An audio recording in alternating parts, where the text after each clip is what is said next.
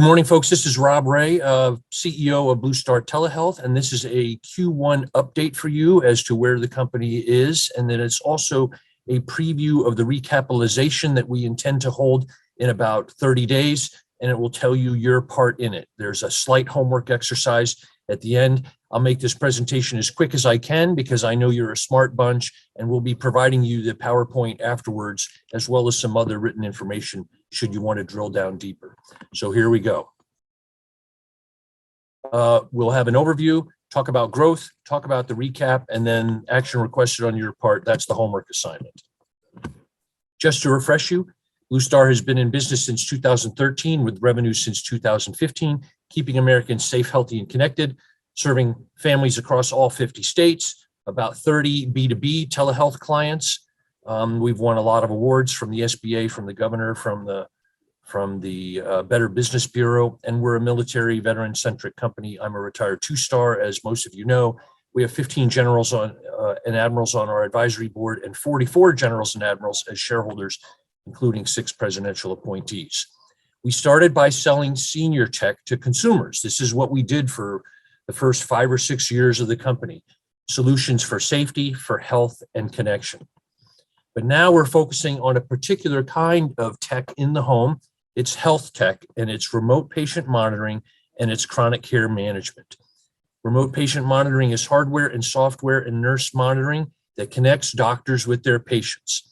And lots of Americans need it and are using it. Chronic care management is the same thing effectively, but it doesn't include hardware in the home. The difference is now is that we're a B2B company, not a direct-to-consumer company. Sales are much bigger. If we sell to an individual family, it's $500 a year. If we sell to a hospital, it could be $500,000 a year. And we're in a rapidly accelerating industry because telehealth is the future of healthcare. And I'll read this quote in the lower left-hand corner. Telehealth is exploding, and RPM, remote patient monitoring, is exploding faster. The space is white hot. The pandemic broke down all the barriers. It's all about trust and delivery, which is why caregivers are looking for a trusted player like BlueStar. We did not pay Mr. Grant Chamberlain to say that. He said it on its own. Americans like telehealth. They're using it more and more, and BlueStar is riding that wave. We connect hospitals and physicians with their patients at home, okay? We're the middle organization that provides the hardware, the software, the nurse monitoring, the logistics, and the program management.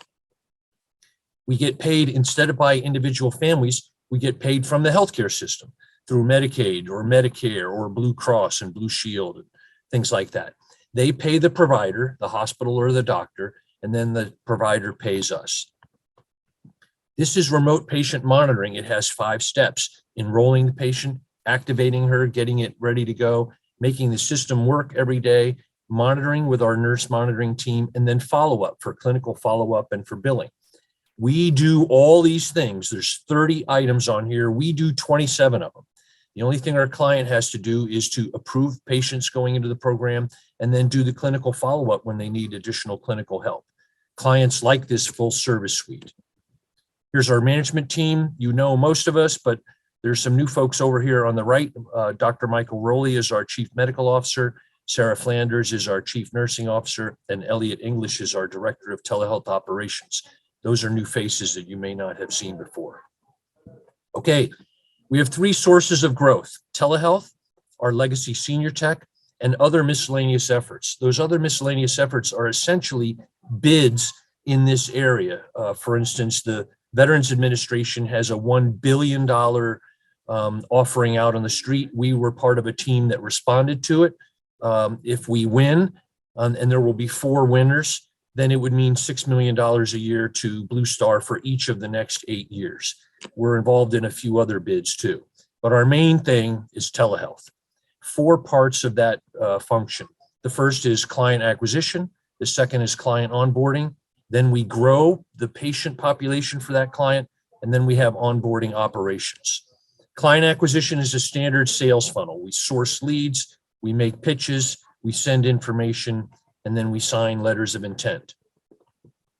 Onboarding is an 85-step list. It's a project management kind of exercise to take a client from a handshake where they want to work with us all the way to the point at which the first patient is introduced. and it involves legal stuff, clinical stuff, IT stuff, 85 steps.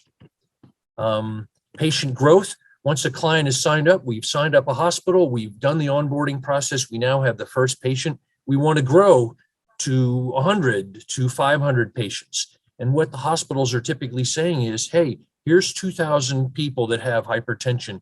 Please reach out to them on our behalf and then help them to enroll in this program. So that gets back to our direct-to-consumer roots, collateral materials, outreach communications, et cetera, et cetera. And then the last is ongoing operations.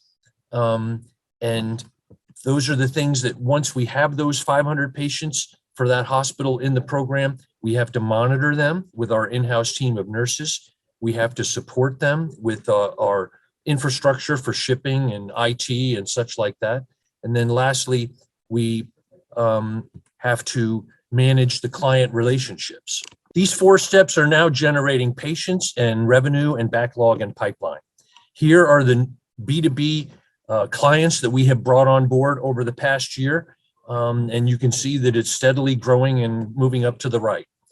Here's our backlog and pipeline. Okay, all of these folks are people that we have signed up, we have signed paperwork with, and you can see that at the end of each quarter, we're going to be adding about 1,000 patients. And our goal by the end of the year is to get to 4,100 patients. Here's where the growth is coming along. We have been sort of percolating at a couple hundred patients for a number of months while we've been onboarding these clients, but now that they're onboarded, we're starting to grow rapidly. Okay, and we are actually ahead of this pace on this curve. We have 5 clients that we think over the next year could make our entire year. If you look, these 5 clients have 30,000 hypertensive patients. And if we signed up 25% of those folks, that would be 7,500 patients. Remember, our year-end goal is 4,100. So we could almost double our year-end goal just with these 5 clients. And then this is our projected growth. You can see us adding patients across the top row. We're currently adding at June's pace, but for conservatism, we're assuming that we don't get there until later in the summer. And then by the end of the year, we're at 4,000 patients, and you can see getting to 4,000 patients will triple our current revenue run rate. And this shows graphically the blue is the legacy senior tech, and then the red is the telehealth. And we're actually, again, ahead of this curve on the telehealth growth side. So we're having a recapitalization event that's going to be on the 1st of May. Here's the history of investment. We did equity rounds in 2015, 16, and 17. And then in 18 and 19, we did convertible debt where shareholders would provide debt to the company with the expectation that it would convert at the next equity event. We did a WeFunder round in 2020, and that was the same kind of status. And now we're doing a new equity round of $2.5 million at a $3.50 per share price.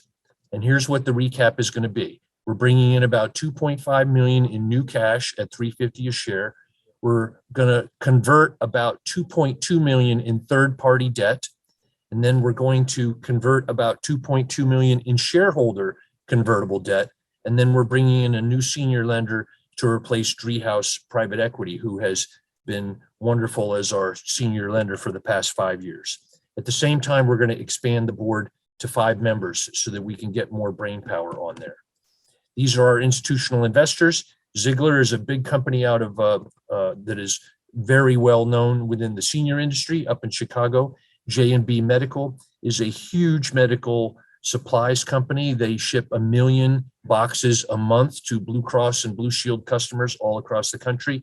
The Driehaus Private Equity and Mr. Richard Driehaus have been our largest investors and shareholders from the start. And then we have a handful of other family offices that have been and continue to be BlueStar investors. Again, here's the recap. In the upper left-hand corner, you'll see right now we have a little bit of cash and a lot of debt. And then after the recap is over, we will have an ample amount of cash and a lot less debt. It will make our balance sheet look much better.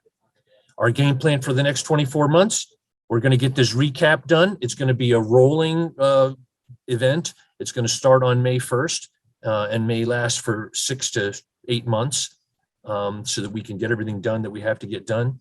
We're going to grow to 4,100 patients. Again, we think we'll do better with the projections that we're getting. We'll get to 4,100 well before Christmas. Might even be by Halloween or Labor Day.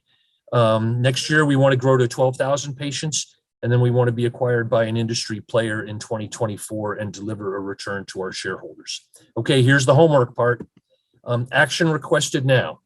If you're an existing shareholder, you'll get an email today with a DocuSign document, and it will ask for your consent on 4 things. 1, issuing more preferred shares so we can have this upcoming closing. 2, amending the certificate of incorporation to allow all these things we're doing. 3, increasing the board to 5 members and adding 2 new members to get us from 3 to 5. And we'll talk about that in a second. For convertible debt holders, if you joined us in WeFunder or if you have loaned us money with the expectation that it would convert, you have nothing to do just now, okay? Just shareholders will be getting that email later on today. We currently have this existing board. You know Mark Sandler and Dave Rich. Mark Treat is relatively new, a great telehealth executive, has written books on business process management. We're delighted to have him on board. The proposal is to go from 3 to 5 members, and it would include member number 4 would be Dr. Stephen Shia, who is the CEO of J&B Medical. Very, very accomplished in the and connected within the world of healthcare. And then this guy would be board member number 5, and you know him and you're sort of stuck with him. In the weeks to come, the existing shareholders don't have to ask you to do anything else. After you provide this consent, you're no more work for you. That's when the convertible debt holders, including the WeFunder folks, will send you information about the conversion at the capitalization at this recap coming up in May. The WeFunder people will automatically convert because that's the terms of their investment.